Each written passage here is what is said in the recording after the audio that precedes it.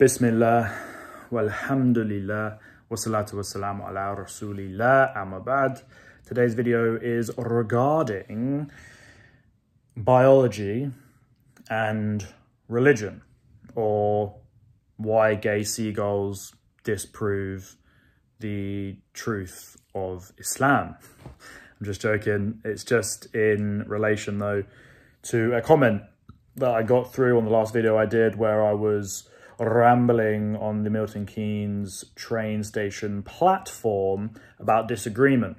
Now, really, it was focused around being able to kind of respectfully disagree, for disagreement not to become distasteful and personal, and to not be so disagreeable. Like, just because I think one thing, you think another, that shouldn't prevent us from sharing being amicable and sharing, you know, humanity. Obviously, we all share humanity. So the comment was something along these lines, because that video, the example I used was kind of it's not an issue, but the, you know, disagreement between Islam and the LGBT or homosexual type community. Because obviously in Islam, we have regulations around, you know, no sex outside of marriage, and marriage is between a male and a female, and therefore that kind of makes exempt any lawful acts between people of the same sex. And there's a more traditional, conservative, religious, of course, structure for how the family would work, primus inter pares, the male driving the ship, so to speak. But obviously we understand that poorly implemented by insecure folk, that will lead to abuse of power. And where is there not abuse of power? Outside of Islam, inside of Islam, human beings, that seems to be something that is just, you know, the will to power. I'm literally watching a documentary right now, Going Clear, Scientology and the Power of Belief. And, you know, there's just so much in this where, you know, what seems to be, to some degree, authentic and well-intentioned investigation into the state of man, into what it means to be human, why we're here, where we're going, very quickly turns into tax evasion, power struggle and abuse. So my point being there is that it's just a bit quick caveat that that's often what I think people will hear. That's what they'll think about when they hear that, you know, one person has authority or power or superiority over another. Then obviously there is a power imbalance, and you are able to therefore exploit that person. But, you know, with great power comes great responsibility, as Spider-Man said, or someone like that. And so, you know, just doesn't mean the power imbalance dynamic between, like, myself and my son, for example, a little baby, an infant. There's obviously a huge power dynamic, but you need to step up to that responsibility to care and support and be somebody, you know, somebody of noble variety. So anyway, my point there, I digress, but I come back, is there is a discrepancy, if that's the right word. There is two different beliefs. You have the belief of, generally speaking, the kind of a-religious, secular, postmodern society, which is certainly focused on individualistic freedoms. And if I'm not hurting anybody else, then I should be able to do what I want. But that goes down another rabbit hole that I can go down. But you have this kind of secular, atheist, LGBT narrative, and you have a more traditional, conservative, religious narrative. And those two don't necessarily line up. Now, we can obviously recognize we have a shared humanity. We can be polite and respectful, but there's a disagreement there. So the person who made a comment said something along the lines of, the problem with this disagreement is that you're disagreeing with biology. That, you know, look, within the animal kingdom, there's gay seagulls, there's gay dolphins, and by disagreeing, you know, it's an invalid disagreement because it's not a lifestyle and it's not a choice. So let's just delve into that. You know, off the top of my head, what comes to mind is that, first and foremost, we have to accept that the human being, or I would purport, and you can take it or leave it, and leave a comment down below based on what you think, that The human being is not like a dolphin or a seagull. First and foremost, the human being is in a unique predicament where, although yes, physically we are part animal, no qualms there, we also, within the hierarchy of the animal kingdom, have a very clear superior mental capacity. So we have this ability to forecast and project and ponder the future, days, weeks, months, years, decades into the future. And we're able to plan, we're able to form communities, societies. We're able to, we have consciousness. Now, I do believe, based on a vague memory of my undergraduate degree in philosophy, that maybe dolphins and elephants qualify for personhood to some degree. They also do, of course, have communities and an intellect, but it's still not to the same degree as a human. So my point is that when it comes to the, for example, homosexual behavior in the animal kingdom, of course it exists. And I know that homosexual urges, of course, exist within the human population, most likely somewhere between 5 to 10% of the population it is present in. So I'm not disagreeing the fact that it exists. So just to make it really clear, my disagreement is not, I'm not pretending that this does not exist. I fully accept that. My disagreement is there's one thing to have urges, and this is kind of the problem with the individualistic, hedonistic, secular, that is to say irreligious, amoral society, postmodern world that we live in, is that people are unable to realize that there is a difference between having thoughts and feelings and fantasies and desires and fulfilling them and encouraging them and purporting them to be accepted into society at large. Because, of course, the odd, handful of percent of dolphins or humans doing a little bit of, what have you may on the side is effectively irrelevant to the prosperity of the dolphin and the human populations. But when it starts to be embedded into, we're comparing dolphins to humans now, and it's very different. But because the dolphin, I would argue, doesn't have that same ability to, it's going to, if it has an urge, it's just going to act upon that urge. You can look at, for example, dogs. I grew up on a farm. Animals are, with the greatest of respect, in so many ways, disgusting. Animals will, without, and we can go into this now with the ethical basis that separates humans from non-humans. And that was very quickly my dissertation at university for my undergraduate degree in philosophy, was what moral obligations do humans have towards non-humans. We have a responsibility. We have animals have a right over us to be treated with care and love. And that's, again, something in the Islamic tradition, something where we are guardians of those who we have a kind of power imbalance with. And that goes the same when it comes to being a father or a husband or a leader in the community, at large.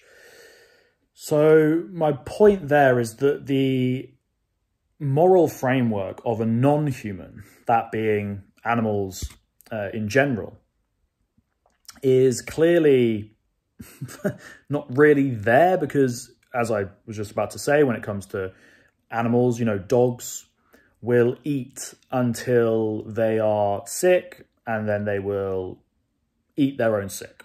I literally, I'm getting too graphic here, but I literally saw my chicken's poo into my dog's mouth, direct, wouldn't even let it hit the ground. So dogs and humans are different. Animals and humans are different. We don't have the same moral code. Dogs will have sexual intercourse with their siblings, with their parents, with whoever they want to, Animals, there is a lot of, what's the word I'm looking for? Relations between family members. The word escapes me now. It's dead obvious. When I watch it back later, it will come to mind. But relations between family members is common amongst animals. Killing, again, close family members, siblings, parents, intimate people, spouses and such, is commonplace. Violence on a degree that we would consider reprehensible is commonplace. So like animals just have they act upon their desire without any thought or consideration, because they don't have the same like level of consciousness as humans. And so I don't see how seeing something in the animal world, whether that be their sexual relations or just behavior at large, has really very much to do with the human being, who, by all intents and purposes, is more than simply the physical. And that's represented in the societies and the cultures that we have, that all point towards, another domain, a spiritual domain, an otherworldly domain, which is kind of related to our advanced intellect, our consciousness, our spirituality, for lack of better words. So I found it interesting where it's just like, oh, there's gay seagulls and there's gay dolphins, and so you can't hold people accountable for, it's not a choice, it's not a lifestyle. But also present are urges, and I'm just very quickly, I'm not comparing these like for like, I'm just giving examples of other kind of desires and traits that people will have that we wouldn't see as worthy to act upon, even though the desires are very much present, and to some degree they wish to act upon them. So for example, when it comes to paedophilia, people who have a desire to act upon children, babies, like people who are, generally speaking, when it comes to I can speak for myself, that what attracts one to, or in my case, the opposite sex, is the characteristics that come from, going through puberty. So what will happen is, obviously, in this sense, a woman, they become more kind of rounded, voluptuous, they grow their breasts, they grow their, bottom, their backside, and they just, have the hourglass figure, and those are traits of a developed female rather than an undeveloped female. An undeveloped female being, a child of, before they become a teenager, generally speaking. That's when puberty will sort of start to happen. When they're single digits, a child, generally speaking, is, they haven't got these developed features. And so if you find the undeveloped features attractive, there's this whole separate issue about, obviously, consent and, again, power imbalance. But the main thing is, what I'm talking about is about attractiveness. If you find those undeveloped characteristics attractive, then you might have a desire, but we wouldn't say that's best to act upon. But obviously, actually a really interesting question that I do not know much about or the answer to. One would have thought that, animals would just not even, obviously animals don't even know the age or developmental stage of another animal. And if you just got some horny animal that's just wanting to go for it, it's probably just going to use and abuse that animal regardless of whether it's developed or not. So basically, the issue we have at hand is that, what's the word I'm trying to remember here when it comes to kind of family relations? Again, too, that's something that happens amongst the animals. But even if you have two consenting adults who wish to engage in, close family ties and relations, generally speaking, it would be argued that that is unethical to do. So you've got to understand that there's a difference between the ethical framework or expectations among animals and humans. So I felt like it was a pretty moot point, because ultimately what we see in the animal world and what we expect in human organization, in civilization, in society, is just completely black and white, completely different kettle of fish.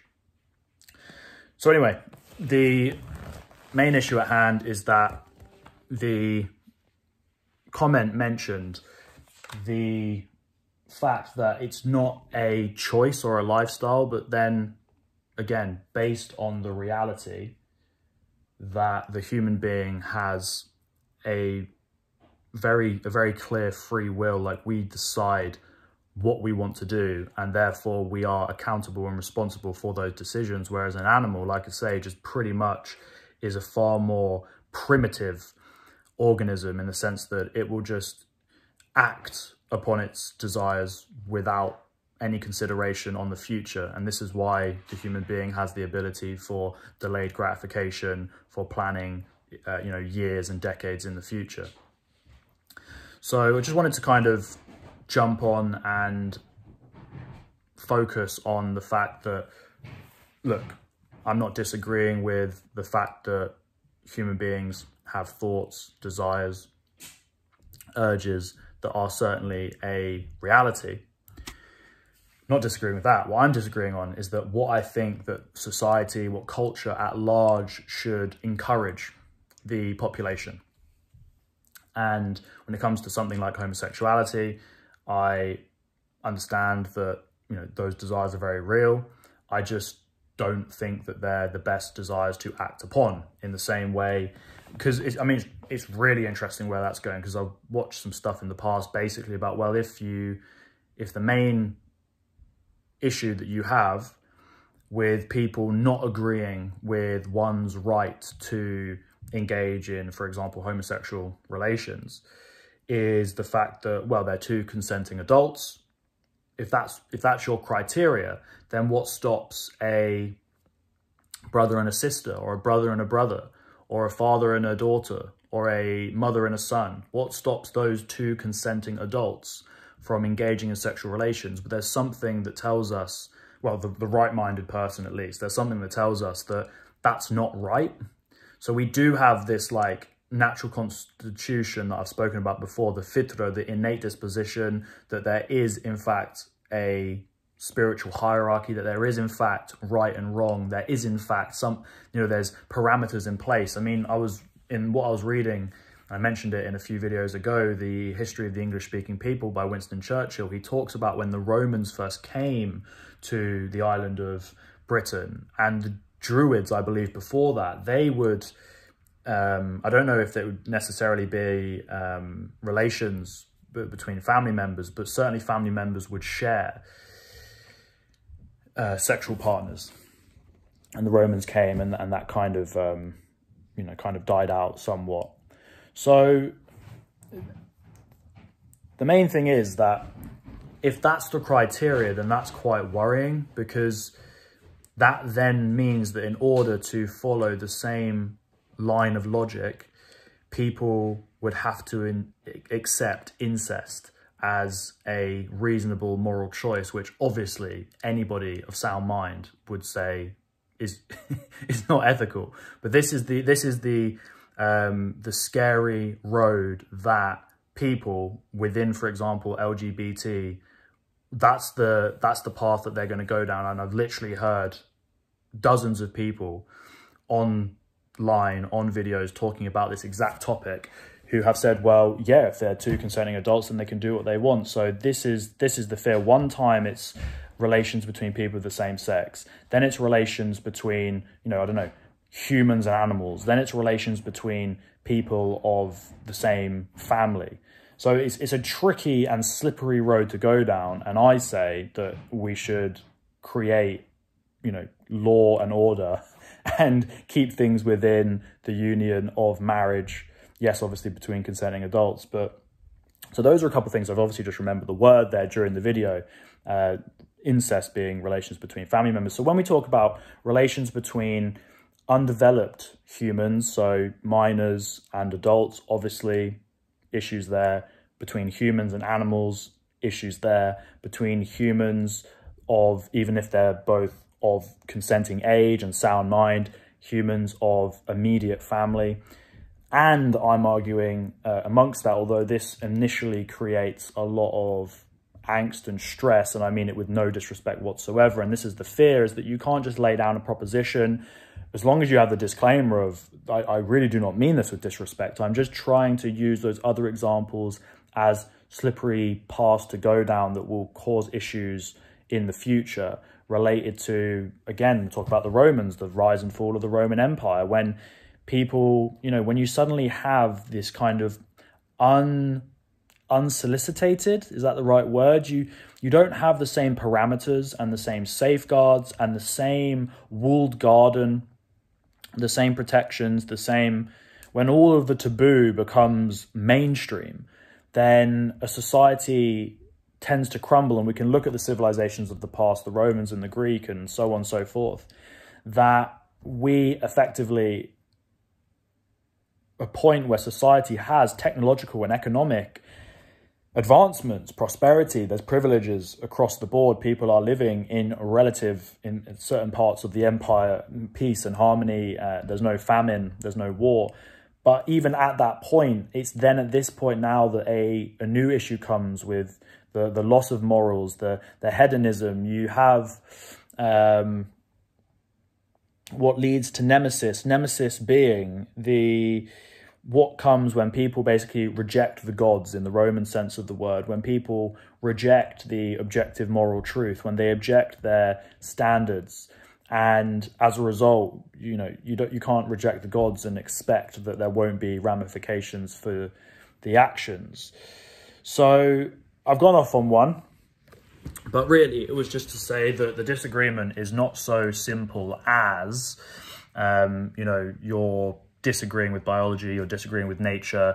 This is a lifestyle and choice that cannot be avoided, but obviously it can. Everybody can choose a lifestyle or choice that they please, regardless of if they have certain urges and desires. One could have an urge and a desire to, look, it's one thing if you're starving, you're obviously at that point going to, steal a few apples and that to prevent yourself from starving. But if you just get a thrill from stealing, doesn't mean that you should steal. If you just get a thrill from doing X, Y, and Z, this is the main point. It's the fact that just because one has desires to engage in a certain action doesn't mean that we should immediately accept that that's okay.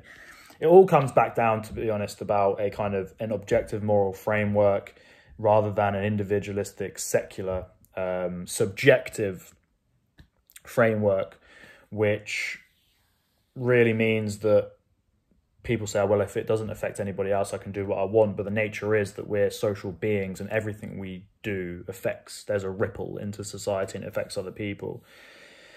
So again, it's like, what I would also say is that this conversation, which I find fascinating, and I know to many people will be quite maybe intimidating or, triggering, is not to, look, if people have issues with Islam, bring them on the table. I have issues with kind of the secular world, so I bring those to the table. This certainly does not condone, I think that at the same time as not encouraging or purporting this lifestyle, I still think that, and this is also part of the Islamic tradition, what one does in their own home, people should have freedom within their walls. Their curtains are closed, they're inside their house, there should be no spying, no snooping, no Gestapo, there should be no one breaking down your door, there should be nobody vilifying you and discriminating against you based on perceptions that they may have about you, which could either be correct or incorrect.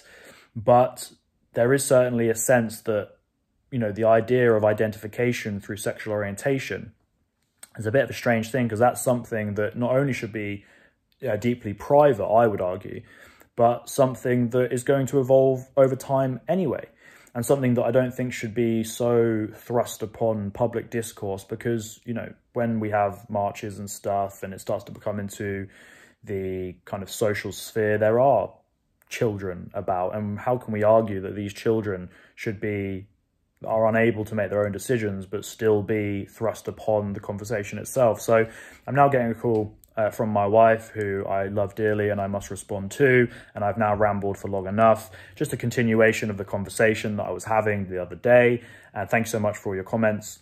Thanks so much for watching the video. If you watched this far, then please do subscribe to the channel, leave a comment down below, and always remember, big up! your good selves. Until next time, good folk, Al Wiedersehen.